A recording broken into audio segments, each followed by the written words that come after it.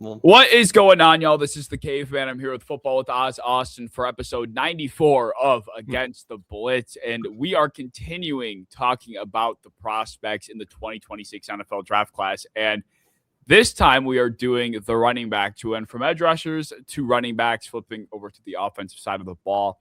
This is a weaker class. I think everybody kind of understands that. We're not going into it expecting there to be what there was last year, but I think that kind of opens the door to a lot of creativity from people watching them. And, you can really open up your mind to some of these players, I could say. But Austin, when you look at the running back class compared to last year, what do you think is the biggest difference? I would say the number of draftable guys, first of all. Like last year's class, there were some guys that were like definitely worthy of top 50 picks, a good handful of them. But it also got to like the 6th round guys, and you're like, wow, I could see a world where this guy starts next year. Even guys like the Taj Brooks of the world, like he would probably be a consensus top 5 running back in this class. Like it was so deep, and this one is just so not. So I think a lot of people are talking themselves into backs that last year might have gone undrafted, that this year might even be flirting with day 2. So like it's very much a huge difference there. And I think we have a lot more uniquely built and talented backs. Like a lot of these guys have very specialized roles. So some people will like them and some people will just hate them. Yeah, that is true. I guess it depends what your flavor is, or your taste in running backs is when it comes to some of these guys. And unique is very right. I found myself asking, like, when I'm doing my comps, I'm trying to figure out obviously who they remind me of, but some of them were built in such a unique way that it felt like there were only a handful of guys I could comp them to. And even still, I was like, I don't even know if I really agree with this, but because of the way that some of the things that they are good at, you would think they have weaknesses because of just their archetype, but it just didn't work out like that sometimes. And I'll expand on my thoughts for that, for the prospects they apply to, but we're going to go through the mock draft database list. About 10, 11, maybe 12 guys. And this is not a ranking yet. We'll kind of spew rankings off the top of our head at the end of the episode. But we're just going to go through what mock draft database has them listed on right now and give you our thoughts. So that means we can only start with one player. The player that everybody knows is the 101. And that is Jeremiyah Love. Jeremiyah Love to me is... I'm not going to tell you I've been watching prospects for my entire life because I haven't, but I think this is the best running back prospect I've seen. I think he's better than Genty. He was facing better competition than Genty. I don't want to make this a Genty versus Love segment, but I'm going to just because it creates controversy. He's a better receiver than Genty was by a comfortable margin. And he's so creative, and I was trying so hard to find a comp for Jeremiyah Love that was unique, because that's what Love is. And I thought Noshawn Moreno fit pretty well. Like, unfortunately, he wasn't quite what he probably could have been. Coming out of Georgia, he was supposed to be pretty phenomenal, and he kind of fizzled out throughout the course of his NFL career. But like Moreno, Love is, I think, a pass catcher ahead of his time for this position. And a lot of the types of carries that he's successful, he takes wildcat carries. He took at Notre Dame. Moreno was doing the same kind of stuff. They love hurdling people. Moreno was known for throwing a hurdle like constantly, and that's kind of Love's biggest knock, I would say, is just the fact that he loves the Y button or the triangle button. But really, the bottom line for me is how elite he is as a receiver. This is what makes Bijan Robinson, on top of his elusiveness, of course, but so different than everybody else. Like, the fact that you can line up anywhere and be a threat as a nuanced route runner, understanding when to break, the speed, when to implement the speed in the route, where to cut, it just is all there. He's got hands that can catch outside of his radius. Like, I know that doesn't matter for running backs as much, but in today's day and age, having a matchup advantage from the backfield like that is becoming and will become such an advantage for offenses that I think Jeremiyah Love, Bijan Robinson, McCaffrey obviously are just going to continue to pretty much expose. Yeah, and even though he's so good at like the modern archetype of football, where he can, fully exist as a receiver, I think he'll comfortably be a well above average receiving running back in the league. But anytime you wanted to make a comp, you naturally had to go back a couple decades because you're like, this guy is an old school throwback, 2005 to 2012 type of running back. Like he is a one cut guy. Like he doesn't have that like TikTok type of like make three guys in the backfield miss, lateral cut a bunch of times, but like he is a downhill slasher, Russell Westbrook style, like just get to the hoop and be an athlete type running back. So that's where I put a Clinton Portis comp, because Clinton Portis might have been a little bigger just by a hair, but they both would just find a hole, one cut, get downhill, and just run. And they're both very, very fast. I think Jeremiyah Love is a 4.35, a 4.4 type running back at 215 pounds plus. That's pretty damn good. He doesn't have extraordinary like lateral agility type wiggle, but he does have like an underrated little like shimmy type wiggle. Like he has really good manipulation ability, and he starts that manipulation pretty early in the run. So I think a lot of his best runs look like he didn't do a whole lot, but he really did. He's fast. He's explosive. He's not like a power guy. Like his lower body doesn't look super filled out. Like there's still room to grow there. But if he does, like I think he could be a solid short yardage back too. Like there really isn't a lot of holes in his game outside of like really having to poke. I agree. And I was shocked at times seeing him pass protect too. I'm like, holy shit. Like he can really stand his ground in the backfield. He's not late to identifying anything. He's able to, plant his feet and really push back no matter who's pass rushing. Like I like you said, I was having a really hard time figuring out what to write down as flaws or negatives or cons. Like he really is the entire package. And I think something that even a guy like Genty struggled to do at the NFL level, whether it was his fault, it was probably part of the breakdown in Las Vegas Raiders operation, but he looked lost pass protecting at times too. Like I think Genty as a pure runner is better, but in terms of being a running back in the era of 2026, this is what it's going to have to look like to be a true top shelf difference maker. And that's what he is. Like I sent it in the Discord. I saw this dude run a fucking corner out from the slot, like wiggling. Like he is running a legit ass route. I'm like, did I just see that with my own eyes? And that is what he can do. And he's one where like I talk about projection all the time and using a little bit of imagination. And you can see with his skill set and his body type, there is extra room for adding muscle mass. There is extra room for adding more skills, like gaining onto his game. And I love Genty. Like he's still an early first round prospect, elite running back prospect. But you look at him and you're like, he's kind of filled out. Like he's kind of like he's as muscular as he can possibly get. He is as fast as he'll probably ever get, as skilled as he'll probably ever get. And he would just come into the league and be good. But with Jeremiyah Love, you're looking at him and you're like he's just scratching the surface of how good he is. I mean, he never really had these 25, 30, 35 carry games. Like he is not worn down. He is fresh. He had a knee injury last year that kind of hampered some of his game early this year, but he was completely fresh after that. And he's coming into the league completely fresh. 20 years old, I believe he is, maybe 21 by draft time, but he's one of the youngest players in the draft too. Like young, fresh, high upside. Like there's no reason that this guy should not be a top 10 pick. Agreed. Yeah, that's my grade on him, top 10. And he's going to be so fun to watch. And I know it's kind of corny to put a guy like this on a my guys list, because we make fun of people that do that. But just for the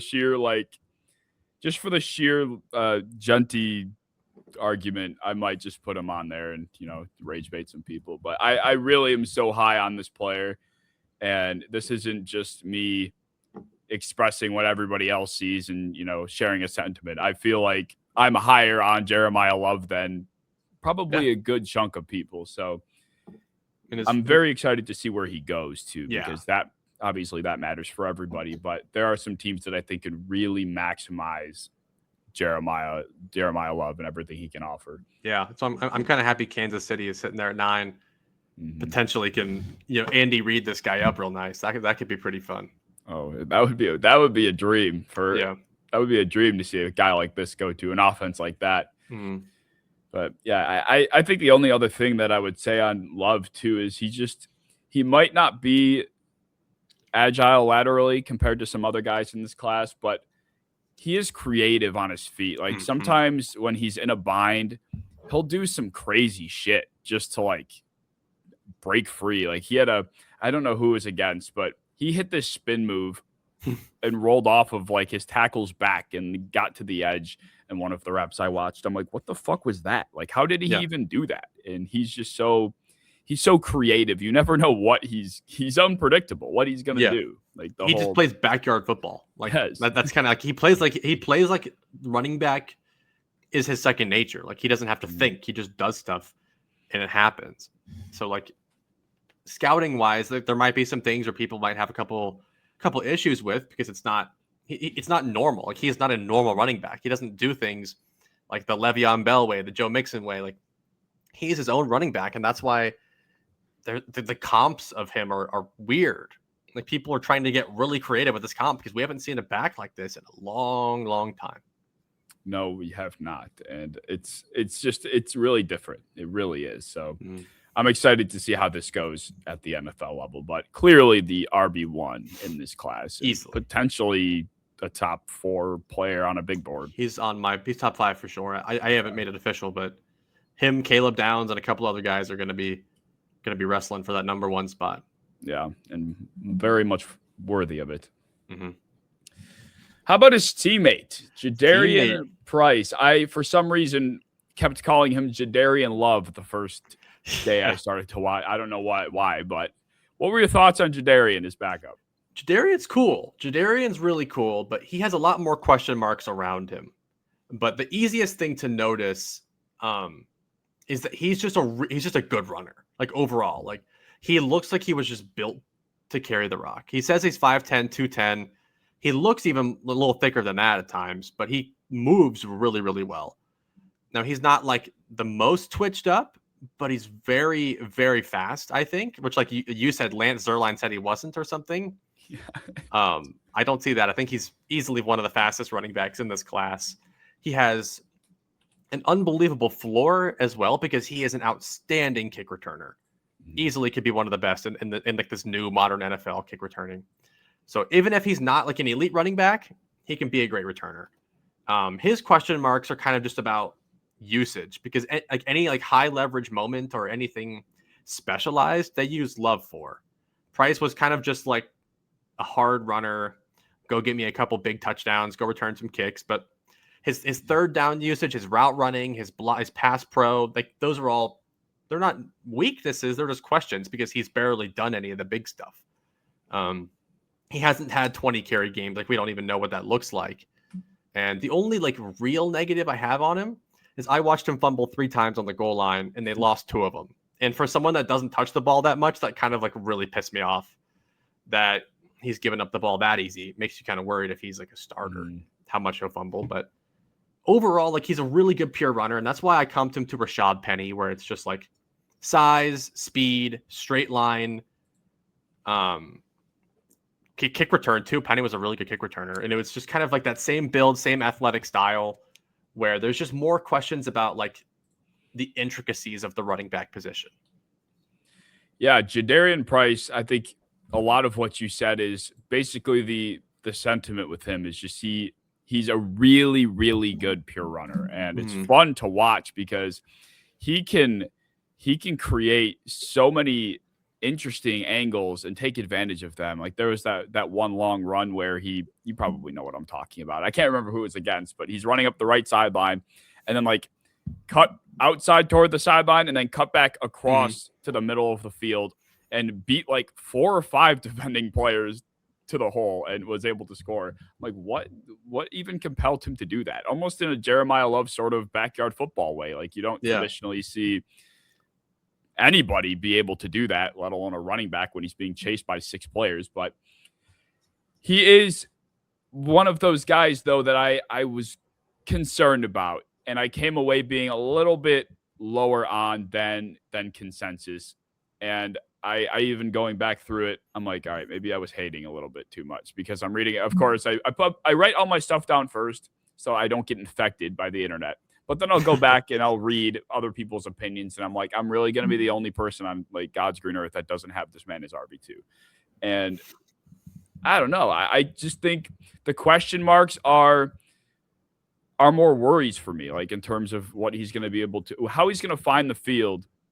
Yeah. If he's not just the best pure runner on his team. Like, I guess the kick returning angle that I probably didn't give enough credit to is one of the answers to that question. But if he's not the best early down pure runner on his team, then I really think he's going to have a difficult time finding his way out there. And that's why I had Jalen Wright as my comp. It's like Jalen Wright was supposed to be this fast running back that kind of fit the Mike McDaniel, backfield mold, but he was also a little bit bigger and it felt like he could take a little bit more contact on, but he never was really the most effective runner and he wasn't good at anything else. So then he just, continued to lose his job to whoever the hell else they brought in. And I'm worried that could be what ends up happening with Jadarian Price, because I don't think he's going to be able to handle any sort of pass protection stuff. Like I said, I don't think you're going to get a matchup advantage with him out of the backfield. So it's really going to be if he just continues to be very good with his decision-making and if he's able to just translate this lateral agility and burst to the NFL level, which I'm not going to say he can't do, but I'm maybe not as positive that he does do it as the rest of the world. Yeah, I think a lot of people see see those question marks and they fill it in with like a yes, he can do this, and they get really excited. Yeah. And to me, like my ceiling of what I can really see him doing is pretty similar to what the Dolphins did with Raheem Mostert, where he's kind of just like a bigger, really fast guy, where you can just get him outside zone, get him downhill, and just beat people up. Don't make him do a lot of extra work. Don't make him be a big pass pro guy. Don't make him think a whole lot. Just let him be a good pure runner. And there are schemes that exist where that does happen. I do think that he could be a good San Francisco 49ers running back. Like, he kind of fits that mold of the backs they've had the last couple of years. But like you said, when trying to put him onto all 32 teams, trying to figure out how he'll find the field, it's a little bit more of a question. And I think that's fine. Where I have him as maybe a mid day 2 guy. Like I think I would maybe take him late 2, early 3, which I think is very valid for somebody that has a lot of question marks around him, despite how high the ceiling might be. But there's a lot of people that are willing to take him end of 1. Like I've seen a lot of Denver end of 1 mocks, and I can't get that high. And I do see it. Like I do see the size, the speed, the power, the creativity. Like he does have really, really good pure running ability, but the question marks are just a little bit too much, especially for a position that's pretty easy to find. Right. Yeah, exactly. I do think too, this is the archetype of running back that could easily just be, kind of a afterthought out of nowhere. Like almost, this is going to be I'll tell you right now, this will be the fantasy football darling going into the season. He is already. Yeah. I think I've already kind of seen some of that, but I already can feel it in my bones. Like, the long speed, the big playability. He's a sleeper. Like I can just already see it. It just feels like the Byshell Tootin of this year. And that's a pretty good comp, honestly. I was thinking Christian Michael for a second, and I was like, "That's that's just like a strong, buff, fast guy that's gonna have great Madden speed and strength, so people think they're amazing." Mm-hmm. I think he's better than that for sure. He could be good. Like, obviously, we'd be dumb to say like we can't see how someone this athletic and good at running the ball could be, but there's too many question marks for me. I think he's the kind of guy I'd probably let somebody else take, but if he worked his way into like the 3rd round and I needed a running back, I might pull the trigger. Yeah, I agree. I think I'm comfortable at that range. I'm starting to wish I kept it as late day 2, early day 3 for my grade, but I peer pressured myself. But it's not a huge deal. Not a big difference in value, I guess. What do we got next here? We'll move into, Jonah Coleman. Now, I was mean to Jonah Coleman. I was very mean.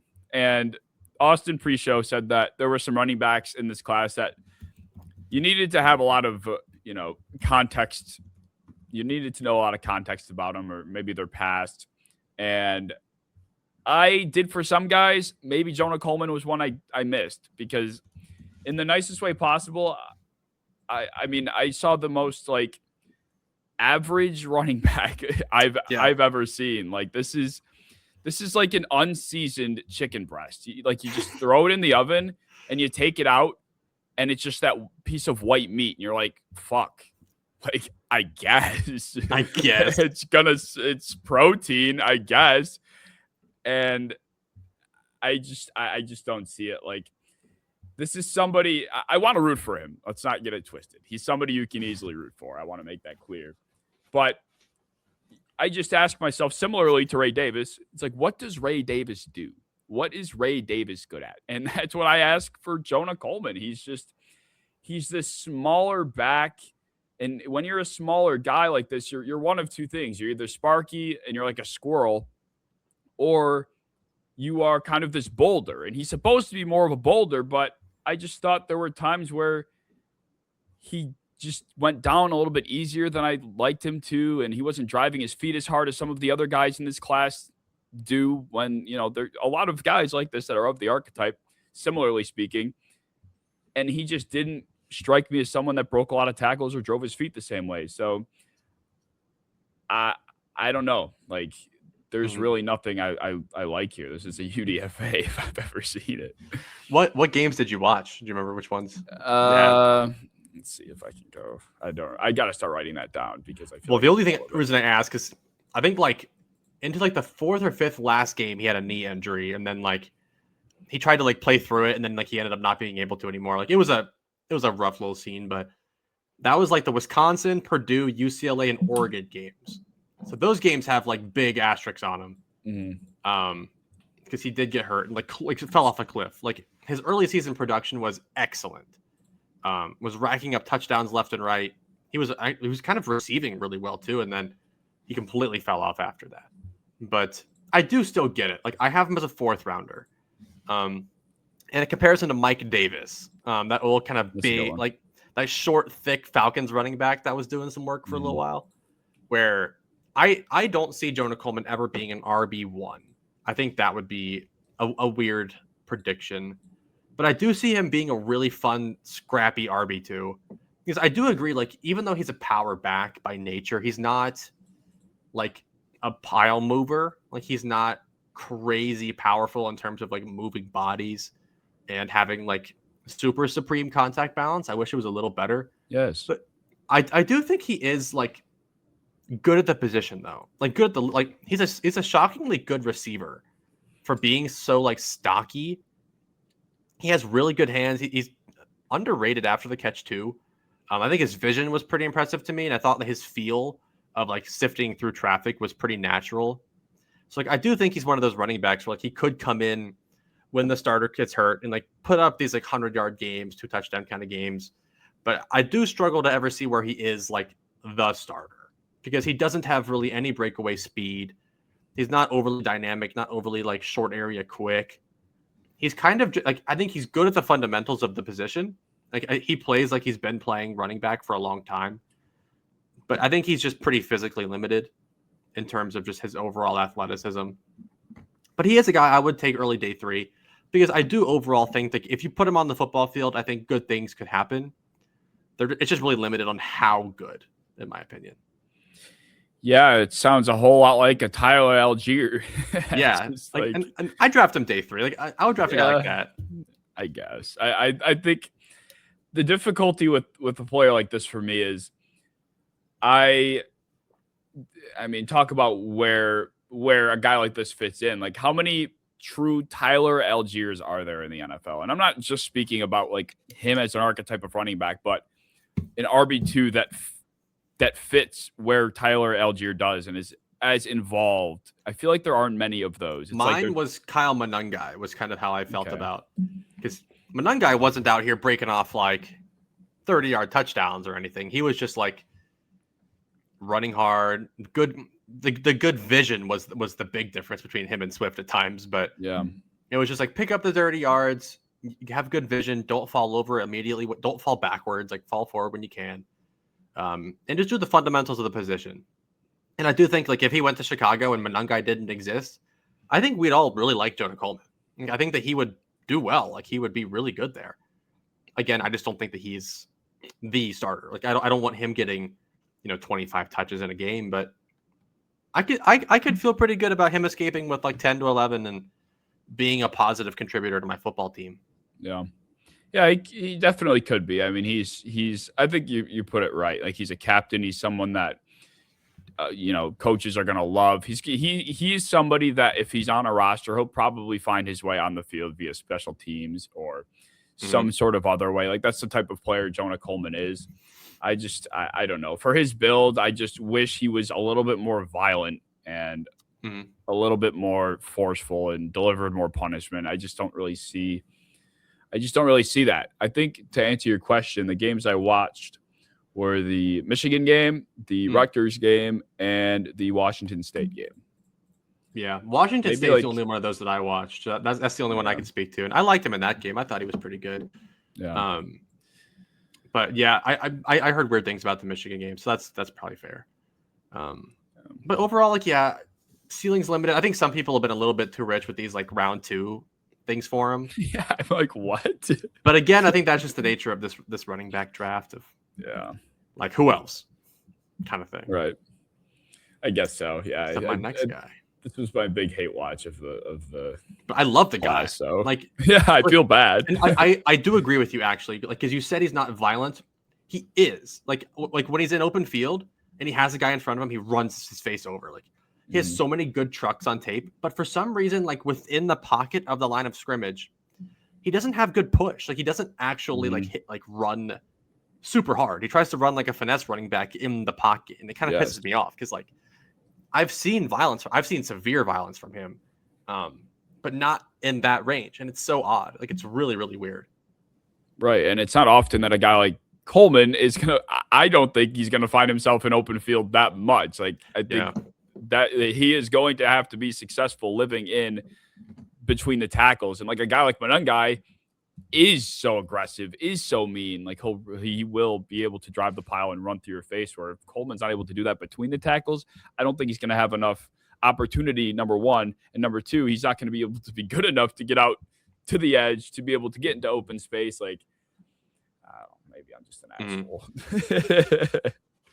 asshole. We'll move on to Emmett Johnson. This was an interesting watch. I had a very hard time deciding how to feel about this one. The Emmett Johnson is probably the running back that I am secondly, like outside of Jeremiyah Love. He is the running back that I am most confident will be a contributor in the league. Because when you watch him, like immediately you're like, okay, at least he's a very talented receiver. The route running is good. Like they line him up on the slot constantly. He runs really good routes. He can run an out route. He can run anything you ask him to. Generally pretty good hands. He's very, very slippery, very, very creative. He has like that Jeremiyah Love gene of making something out of nothing. Very slippery. He doesn't have amazing contact balance, but he'll like flop and contort his body for an extra 3 yards if he can. I think the vision is incredible. And this is where I do think that he can exist as an inside the tackles kind of running back because the vision's great. The decision-making is outstanding. The lateral agility, in my opinion, is the best in the class. His ability to move from like the left tackle and end up where the right tackle is in like 2 seconds is pretty impressive. The physical limitations are definitely going to be my biggest issue here. And the reason I only would take him in the third, because he's only 200 pounds, but he has like no speed at all. He can he's a decent acceleration, but he stops. Like he's as fast as a runner as he is an accelerator. It's really odd. And he has very little power. His legs are pretty skinny, has really no pile pushing power. So I think the physical limitations will limit him, but I think he could come in and be like a really good fantasy darling at some point because of just how good of a receiver he is and how good of a running back he is outside of the physical limitations. I feel like there were times where he had some pile driving ability. I mean, I wrote it down, so I must have seen enough to write it down. It exists. It's just like when I compare it to the NFL, like I Yeah. don't see this guy moving Dexter Lawrence, unfortunately. Yes. Like I don't see him moving a DJ Reader. He's a little too thin for that. Right. I agree. And I kind of had the same thoughts about him as far as his lateral agility goes. Like, I absolutely agree in the sense that he is so good in that way as a running back. He's got good vision. He hits cutback lanes that other guys could dream of trying to get back to. And obviously the pass catching ability. He's probably the second best receiver in the class as far as running backs go. Like, he was lining up and he was having, I wish I had the best way to describe this, but they'd line up like in a bunch per se. They'd have receivers doing almost the clearing out so that he would have that 1 second cushion of a pick to run an out route. Like, he had that type of nuance, and they were utilizing him in those types of situations. So he's definitely going to be a positive there. And something about the way he runs, I saw Austin Eckler. Like, maybe it was the way his like arm flat, like kind of flies in the air. He runs just like him. Yes, he does. Like, I could not get Austin Eckler out of my mind. And I think in some ways they are drastically different. I think Eckler's contact balance was probably pretty good. I mean, that's ultimately what I think kept him around in the NFL, is that he was able to be better in that area than people thought. I mean, he went undrafted. But as far as Emmett goes, I think it will just have to be, like you said, how physical he can be, but also if that lateral agility could translate. Because at times I was like, I feel like he's making college tacklers miss, not NFL tacklers. And obviously you could say that for anybody, but he was just doing some goofy shit that not in like a Jeremiyah Love goofy shit, but just like it didn't always look smooth. Like, it was like a clunky lateral movement at times. I don't know how to describe it, but he is still deceptive. He's elusive, and he's extremely tough to get one-on-one. So I guess it doesn't matter how it looks as long as it's working. But I do agree in the sense that this is a player that could outplay his expectations. And compared to a lot of guys in this class, like, if there's somebody in his face in the backfield, he can get out of it, where I don't think you could say the same for a lot of other players. Yeah. That's why I'm so high on him. Is just, I think a lot of these running backs are very, very similarly built. And I had a hard time comping them because I had the same comps for like 5 of them. And he was the only one outside of like Jeremiyah Love and Price where I was like, wow, wildly unique player. Like, he can make people miss. You know, he's not like a height, weight, speed guy. He'll probably have less than a 1 on the RAS. Like, I think it'll be really bad in terms of height, weight, speed, acceleration, all that. But he is good at the position. He's very talented at the running back position. He looks like he's played it forever, just didn't have the physical gifts that the other guys had. But like, at minimum, like, I think we're seeing like a James White type, like one of these guys, like at minimum, like a JD McKissick type guy that's in the league for a long time. I think he'll be in the league till he's 32, 34 years old, contributing on special teams, being a really good receiver.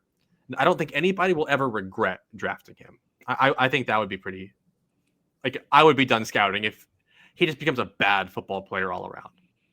Yeah, like, I guess I can't say this about Price because he does return kicks, but you can always find somewhere to put a guy like Emmett Johnson, or some way to utilize him, because he's got so many different tools in his bag that could be a pro to a football team. And the whole idea of getting multiple players out of getting multiple positions out of a singular player, I should say, with only 52 spots.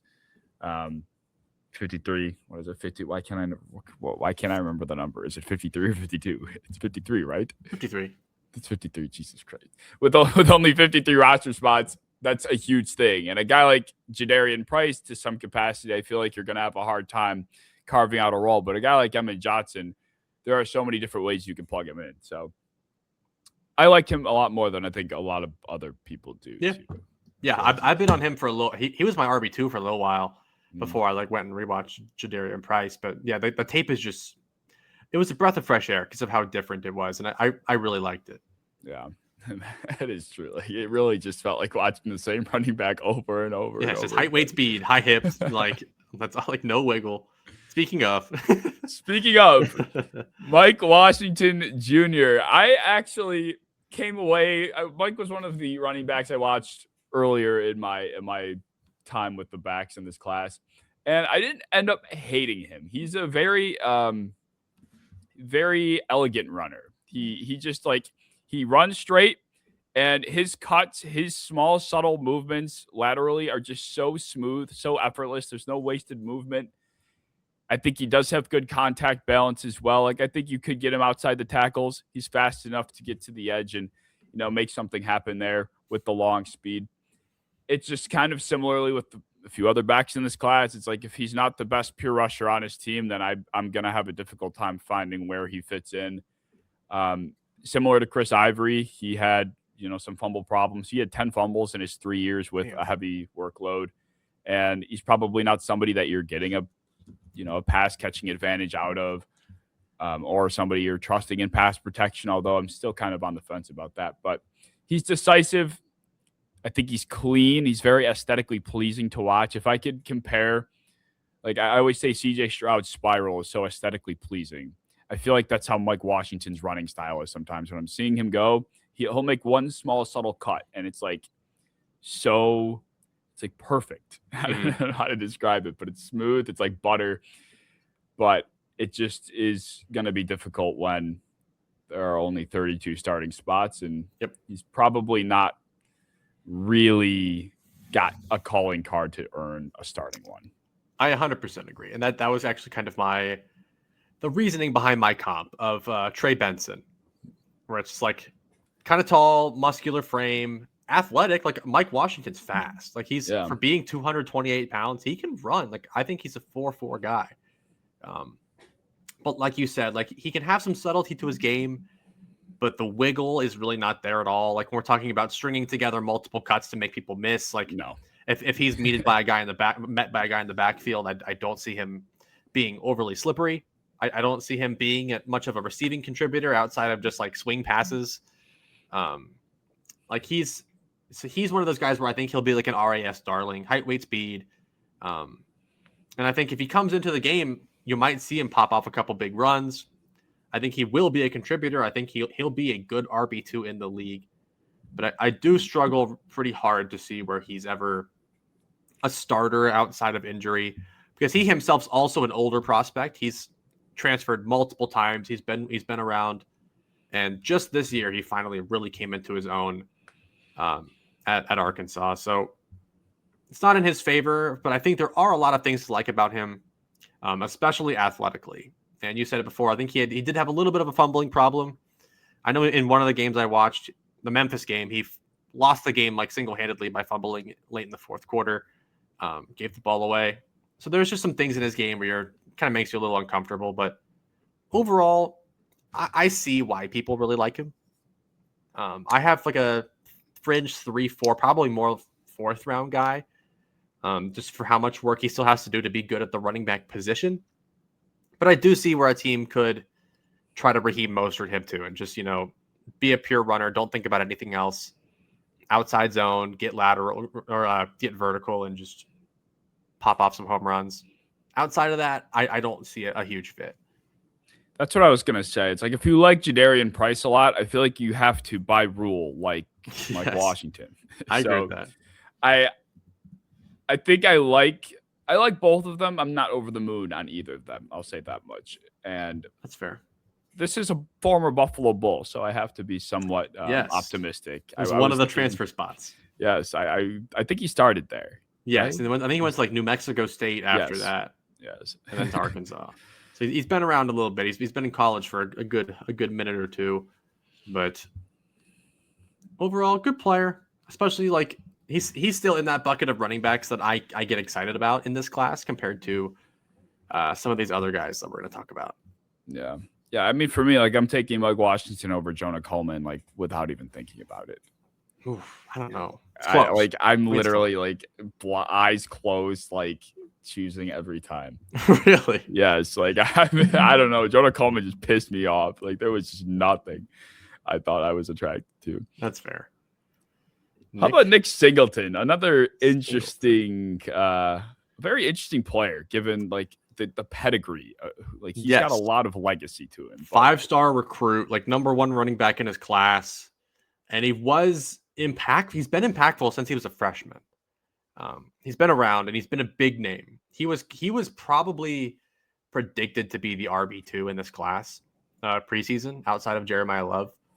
And there's a lot to like. He's 6 foot, 220 plus, very athletic. And that comes and goes because he's also been very injured throughout his career. And you can see it in his efficiency. You can see it in his production. There are some years or some games you watch and you're like, holy cow, like he can't stop popping off big runs. He used to be a really good kick returner. I don't know how long it's been since he's done that, but another guy where I think he's just like a tall, kind of high-hipped running back without a lot of shimmy. Mm-hmm. So that's where I comped into a Tevin Coleman, where I think he's big, he's strong. There will be moments where I think he'll pop off some pretty big runs in the league, and I think there might be even years out of his career where he looks impressive, but he's just so inconsistent. Has no wiggle. And the only saving grace that I will give him is he is a talented receiver. So I could see him. I could see a team buying in and thinking they're getting Breece Hall here. I think Nick Singleton he's going to be very much hated because he's going to be a vulture. I think he's going to be a vulture somewhere, a big time touchdown vulture. But I feel like he just is another guy where I didn't come away thinking, man, like the reason why I want him on my team is because he adds an element of this. And there really nothing about his game really struck me in that way. Like you said, he's not really elusive. Like that's not something he's known for whatsoever. He's fast, but I wouldn't say he's got home run speed. I also thought he fought through contact decently well, but other times he kind of just didn't. So, and he's, like you said, return kicks, but he's not like Devin Hester either. So I'm asking myself, where does Nick Singleton fit in? Like, once again, I'm asking this question, but it's kind of hard when you look at a guy like Singleton's history and you don't give him a chance because like he got the most touchdowns in Penn State history, right? I think he's got that record. Maybe. He's been playing for a little while. I think he's a 4-year player. Yeah. Like, started as a freshman, at least got a lot of love as a freshman. And this year, I believe this was his 4th year because he was eligible last year and decided to return, which probably hurt him pretty bad. Yeah. Because he also just broke his foot. Ooh. Okay. Like this month. Like he hurt it at the Senior Bowl. Ooh. And it's not a severe break. I think that they said that he could be back to playing in like 4 months. It's not like a severe thing, but it's just another one of those things where like when a bunch of teams have running backs with pretty similar grades and they're going through it all and they're saying, wow, these guys are all very similar, but one just broke his foot. Which one's probably going to be last out of those guys? It'll probably be Singleton. Yeah. Like you said, there is some pedigree to him. So I think that there will be teams that are just kind of into that. Big school, big name, big recruit, big athlete, big guy. I could see teams really liking him, but I think when you turn on the tape, there's really only a couple games this year where I was kind of pleasantly surprised. Outside of that, it was mostly a little disappointing, which is why I gave him like a 5th round grade. Yep, I gave him a late day 3. I think I got caught number scouting a little bit because I don't see Pacheco in terms of a running style. I see Pacheco more so in that way of like he's fine. Like I don't throw Pacheco on my field and expect like an explosive play to happen at any moment. Like I expect him to run hard and maybe push for a couple of yards and get you a first down, but really that's it. And that's kind of what I see in Singleton. And it was kind of surprising to me because I was watching him and I'm like, where is he? Like, who the fuck is this 13 guy? Like, where is Singleton? Like, I was honestly under the assumption he was a lot more dominant in his backfield than he ultimately was. And obviously I went and I learned about Kaytron, and we'll get into him. But I thought 13 was just some like sophomore or something that, just came on and he started taking touches from Singleton just this year. But that really wasn't the case either. So I'm just confused, like, I guess where his hype really came from because he never really owned that backfield as far as I could tell. But I think he just scored a lot. Like he had all but one touchdown I wrote down in 2025 was from 5 yards or closer. Like they literally just put him on the field within the 5 and just told him go run that way. Yeah. And I think if he came out in last year's draft, I think he could have been like a 3rd round type of guy. Like he's had that tape before. It's just the injuries and the inconsistency, and now he's not a young running back anymore. Like he's a senior. He's just losing a lot of the things that kind of once gave him an edge over his peers. So not as much for me anymore. But if he's good, I won't be shocked if he's good. It's just I don't, not for me. Agreed. Who's next? Oh, your boy, Kaytron Allen. Speaking of Kaytron Allen, like I said, I turned on the Nick Singleton tape. I'm like, get this fucking guy off the field. I want to see number 10. But then I had to watch Kaytron Allen because I came to find out that he was in this draft class. And I came to like Kaytron. I'm like, you know what? After watching Allen and, getting to understand his role more, I quickly realized why he was on the field as much as he was. This is a super strong lower body. He's physical. Like, he'll never go down or get tripped up by an arm tackle. And I think he's got enough burst to hit a hole or two. He's not obviously going to take anything the distance. Like, that's just not his game. But I do think Kaytron Allen is reliable. He rarely fumbled the ball. This is the type of running back you can lean on when you're trying to like fizzle a game out. And he delivers punishment, especially between the tackles. And I think ultimately too, he could be a solid pass protector. Like, there were times where I think he did a good job in that area of the game, and he's got the lower body to be able to stand some people up. So I was having a hard time figuring out, with that being said, who to comp him to, because usually a running back like this probably isn't the best in pass protection, or he's someone you really only can lean on for between the tackle runs or short yardage. But I think Kaytron Allen could be used as much as Penn State really did use him.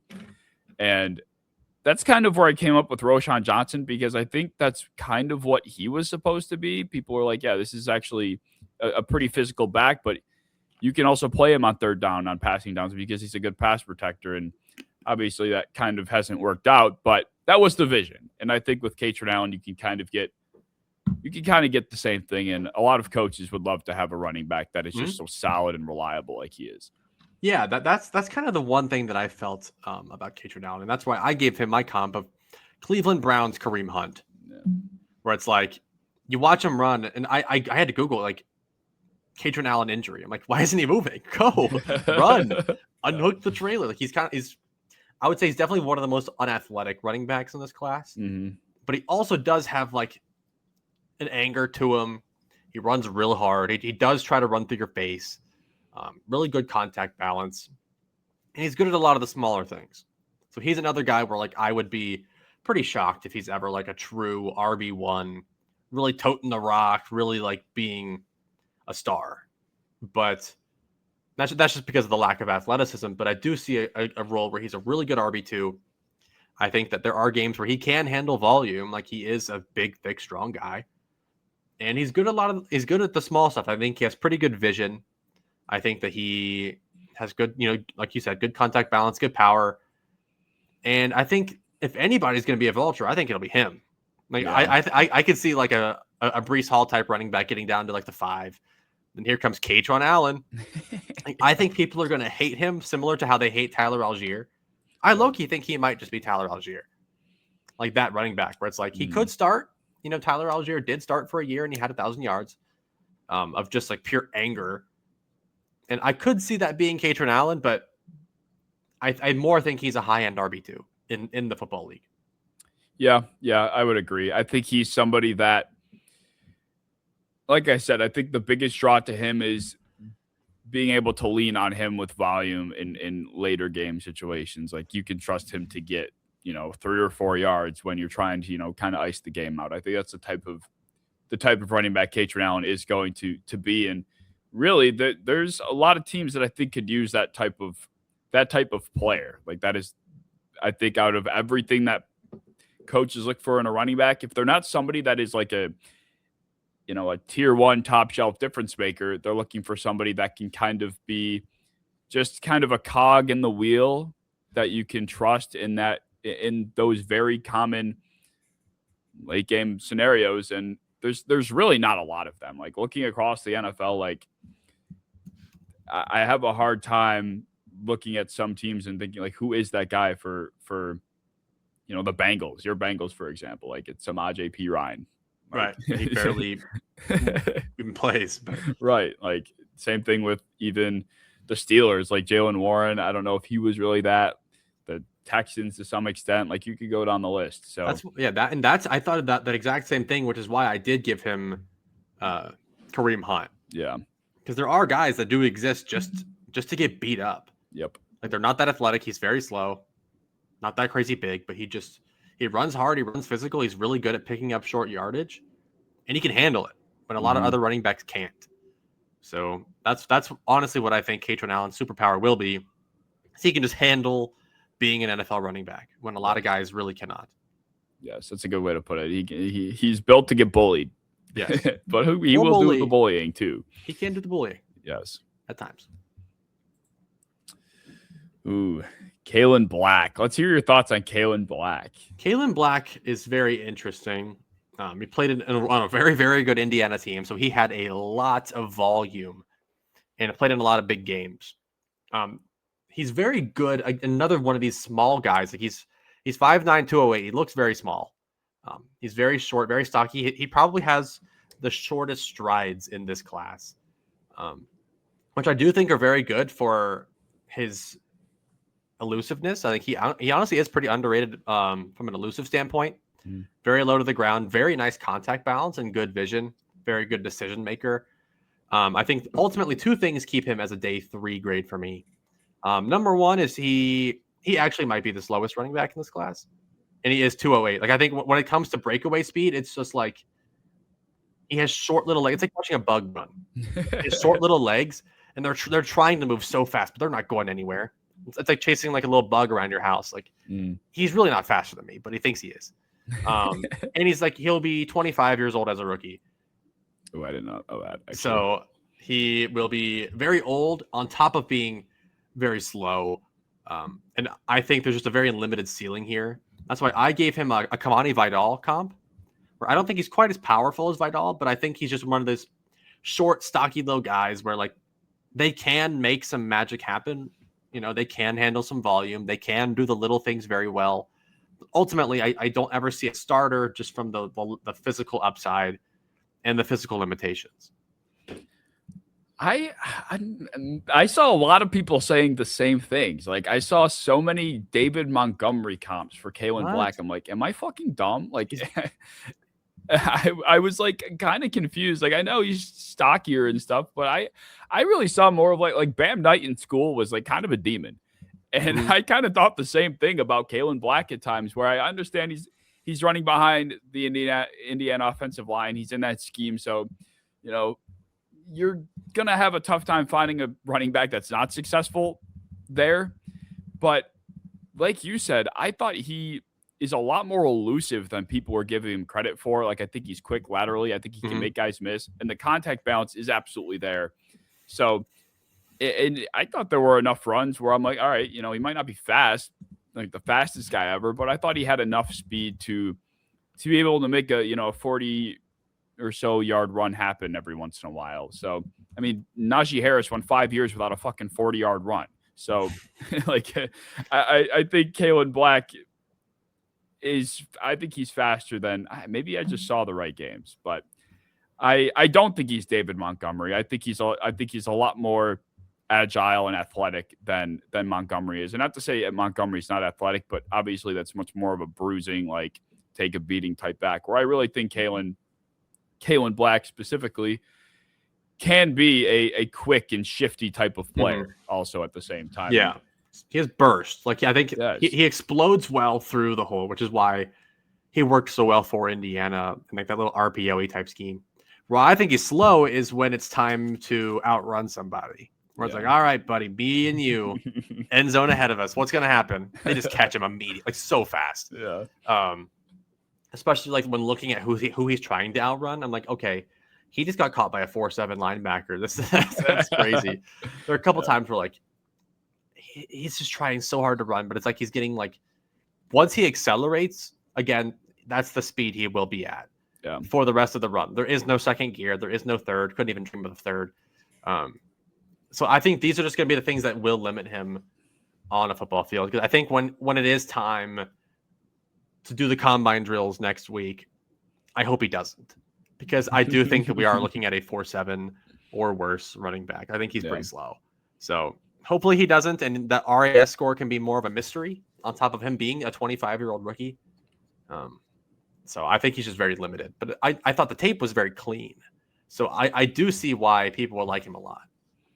He had a super strong playoff run, and I thought he also was underrated in terms of being a good pass protector too. Like unlike a lot of guys in this class, he was one of them where I came away thinking like there are flaws, but there aren't massive red flags for me that were like, oh my God, I can't stomach the idea of this guy being drafted on 50% of teams. Like I think Kaelon Black could be fit in a lot of different scenarios. And I found it very odd that they did not throw to running backs like at all, neither him or Roman Hemby, but he, I think, has the twitchiness to be successful as a receiver. So like I think I saw a couple clips from the Senior Bowl where he was one-on-one, and obviously you have the advantage as the receiver in those situations, but there was like that twitch that you look for when it comes to being a successful winner in the air. So I think there's that too. It just never really was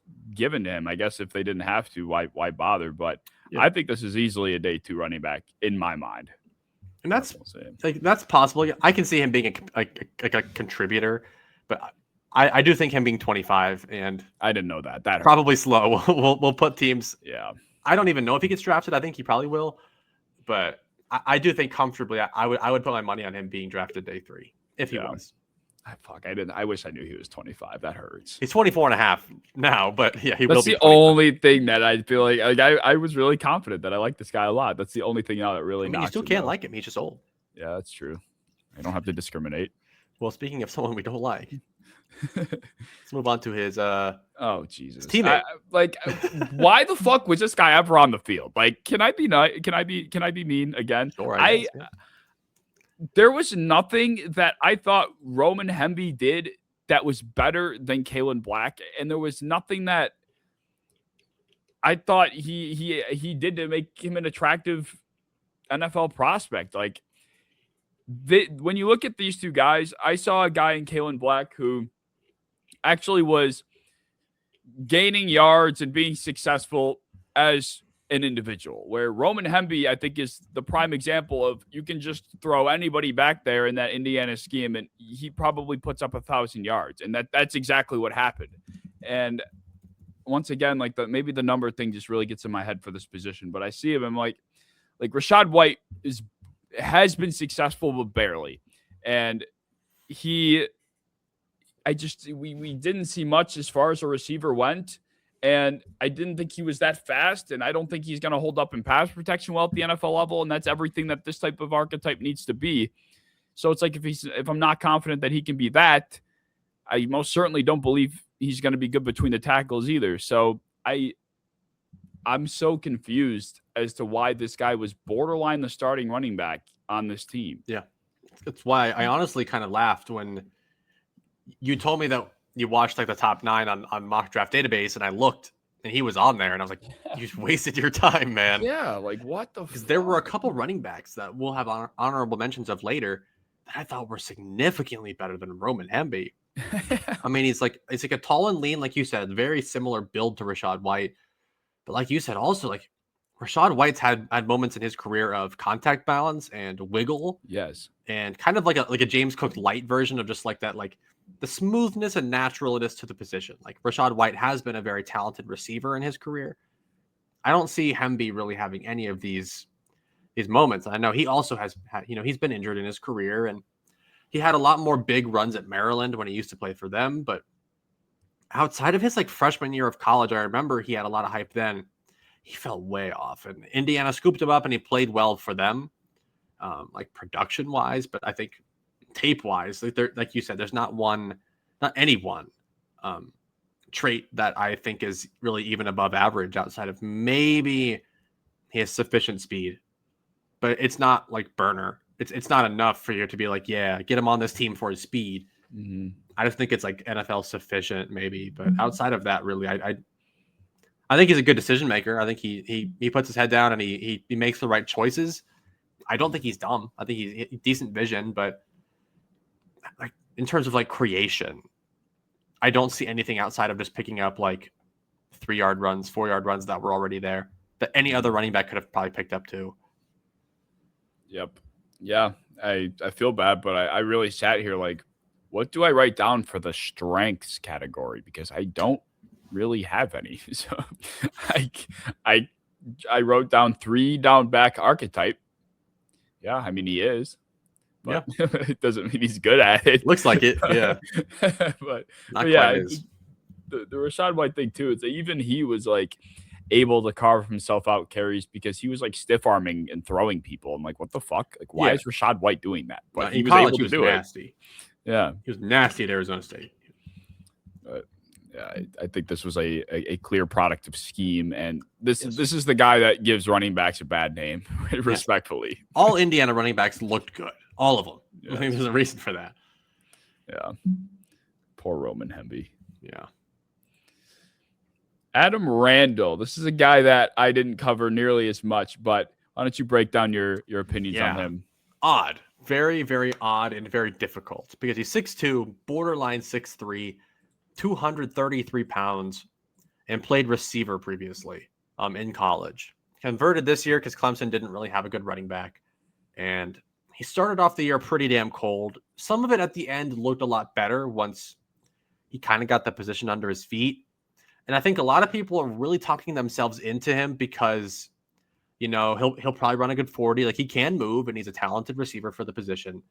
And I think that they're just talking themselves into the fact that he will be good at the little things as a running back. But I still think like the vision is very much that of a converted receiver. I think that really everything about him looks like a converted receiver playing running back outside of the size. He does move very well for 233, which is why I gave him a Cordero Patterson comp. He is the kind of guy that I think could be as good of a Patterson as a running back later in his career. But I do struggle to see where Adam Randall falls on a team tomorrow or next year or the year after that and becomes super impactful. I think he'll have to be a big time special teams guy, maybe be a receiving running back. But I don't even think we're at Antonio Gibson raw. I think he's a little more raw than that. Wow. Coming out. So very raw, but the athletic traits, compared to the last couple guys, I think will get him drafted, possibly higher than we think. He looks like an edge rusher or a tight end. Huge. Like, this guy does not look like even he didn't even look like a receiver, or I mean, I guess a running back. But I'm confused as to why he was playing wide receiver his whole life. Yeah, I don't know what his playing weight was, but he looks like a linebacker, straight up. A scary one. I think his arm length is actually, off the top of my head, I think it's sufficient to play. Hold on, I think I actually have it. Yeah, he has almost 33-inch arms. Like, this guy could be out here playing edge rusher. Right? They did him dirty. But who told him to convert to running back? I mean, he might get drafted now, and he probably wouldn't have as a receiver. Yeah. And he wasn't getting playing time as a receiver because they have a couple of NFL caliber type guys at Clemson. So I get it. It was a good move for his career.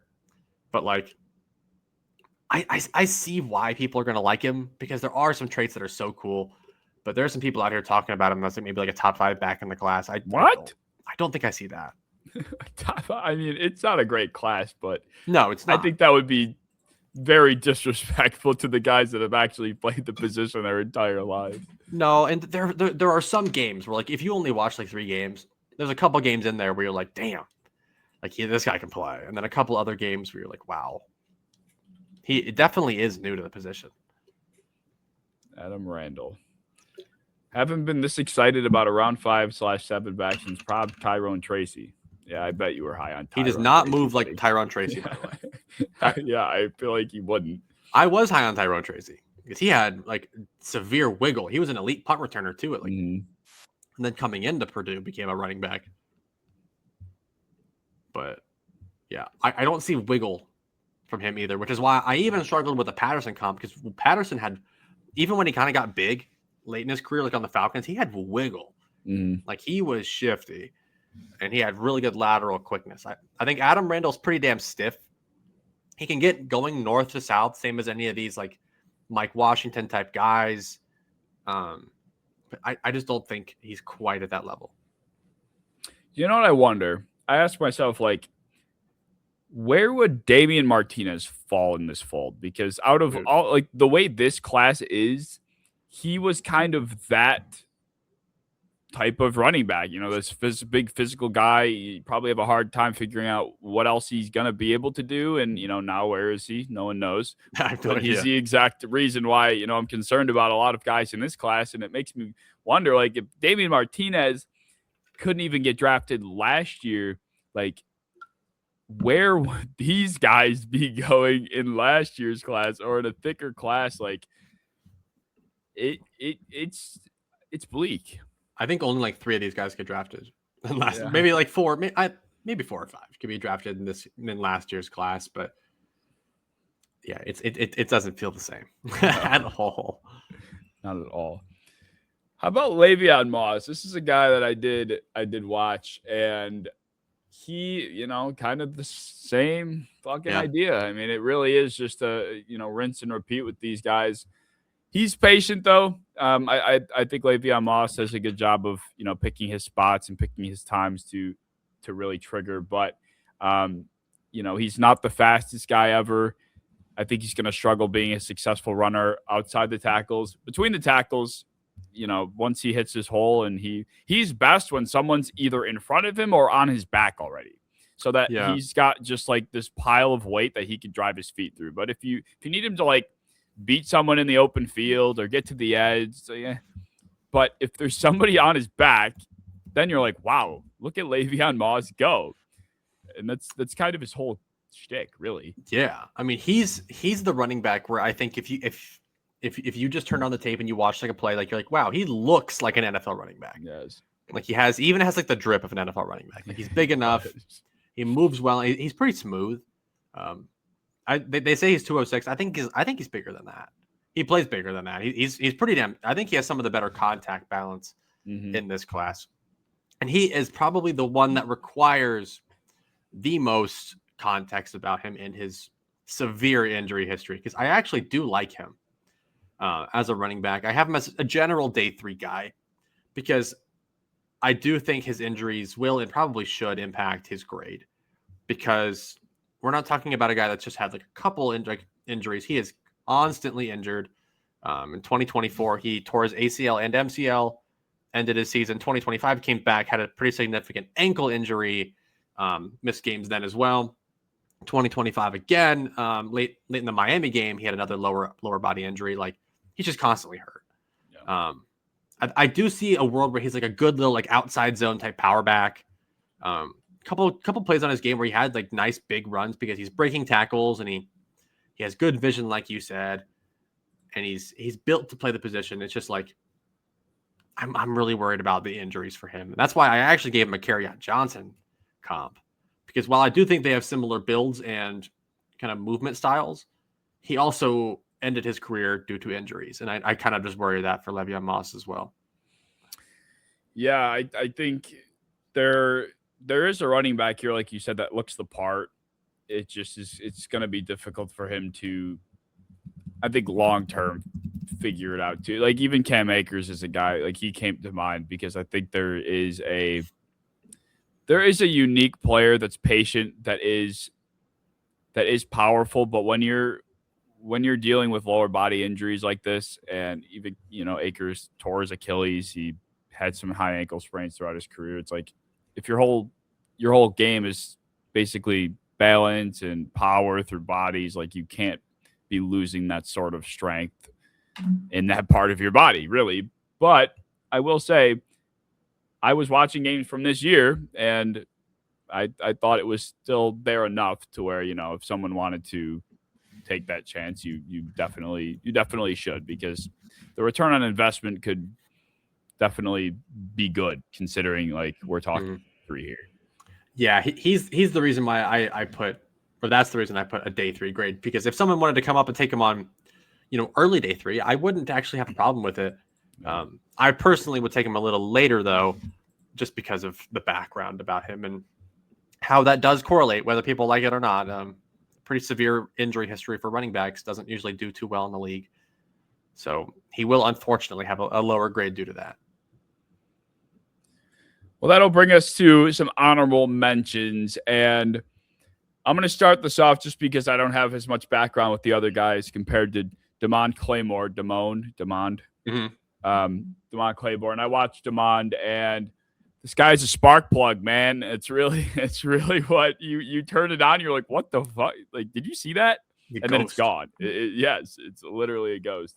Like his lateral agility. I think he laterally speaking is probably just as good as Emmett. I'd say he probably is better than Emmett in terms. I could agree with that actually. In lateral agility, like, and I think he does such a good job of knowing where he's bouncing to, and then he hits that gap because he's so explosive. Like the combination of like the way he jumps around and how quick he can burst really makes him that big play threat that we're kind of trying to talk about other guys being in this class. And I can see why people are attracted to him. I'm kind of confused why I turn on mock draft database and he's not in the top 10. Maybe he was, but I was glad you told me to check him out, because in terms of guys that I actually turn on and I'm like, you know what, this is definitely a late, mid to late day 3 flyer type of player that you should be swinging for. This is it. Like you are only swinging for upside at this point in the draft.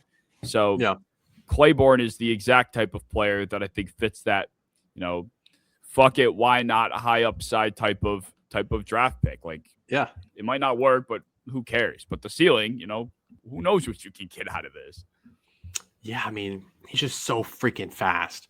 Yeah. Like if you ever saw him get like out on a pitch and like beat an angle, he might run the fastest 40 of any running back in this class. Yeah.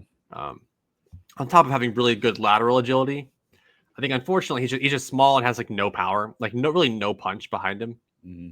But running backs like this they've existed for a long time. Like not everybody has to be a power back. Like there are roles where having elite speed and crazy lateral agility and sufficient receiving ability will land you a pretty damn good role in the league. He's nice.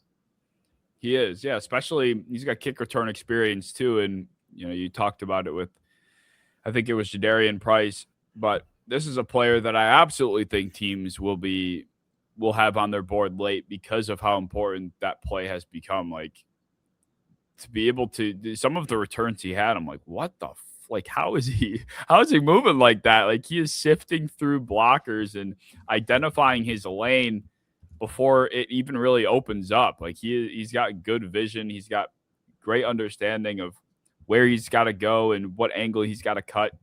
So yeah, I mean, like I said, in terms of late round flyers, there's not much else you can ask for in that category. I think I would take him comfortably over a good handful of the guys we've covered already. Yeah, for real. I might have to really consider it because he was the guy I watched really late, and I kind of like threw him in my list. And I'm like, man, I could consider taking him higher. Yeah. Another guy, Seth McGowan, is another guy that I've even heard a couple people talk about him as like a top 5 back in the class. And if we are talking, I don't use Isaiah Pacheco comps lightly. Like I save that for somebody that has that like reckless bath salts type running back approach, and I think that is Seth McGowan. If we are ever going to find a clone of Pacheco, it is this. I don't think he's quite as strong, and I think there are some issues around him in terms of character concerns and him getting in actual law trouble a couple years ago and him having to transfer to New Mexico State. And like he really didn't have any kind of production in his career until really this year was his best year yet. And he's an older running back, a lot not to like.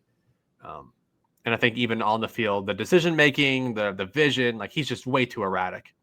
But I see why people like him because he is a ball of energy and he runs extremely hard.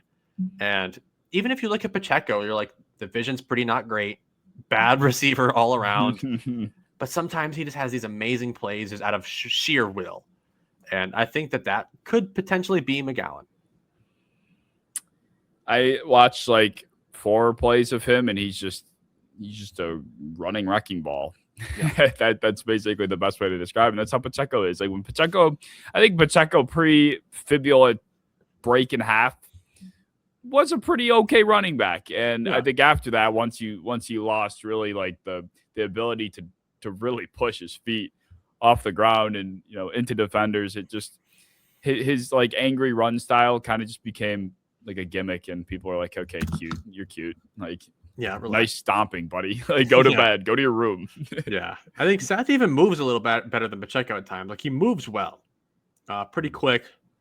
Just, I don't know. There's just something about his game. I just don't think that he understands the running back position very well. Yeah, and it's kind of just like him just trying to like explode his way into the end zone. Like, I think he could be a good goal line back, or a good short yardage guy potentially. But if we're talking like being a feature guy, I don't quite think so. No. And I'm also trying to find he got arrested for something, a felony, robbery, conspiracy, and assault and battery. Oh, so he's a straight up felon. I missed the with a dangerous weapon part as well. So yes, not your typical like DWI that like half these guys have. It's a little more sinister than that. Nice. And then we have two other guys. I late added Rasul Faison out of South Carolina. He's kind of been a late riser for a lot of people. I've seen some people have him in their top 10 because he's smooth. Like, if you want James Cook light, that's him straight up. Like, he doesn't have nearly the wiggle or any of that kind of energy, but he kind of just has that like tall, upright, smooth kind of thing about his game. And then Jamari Taylor out of Virginia, he is Kaelon Black.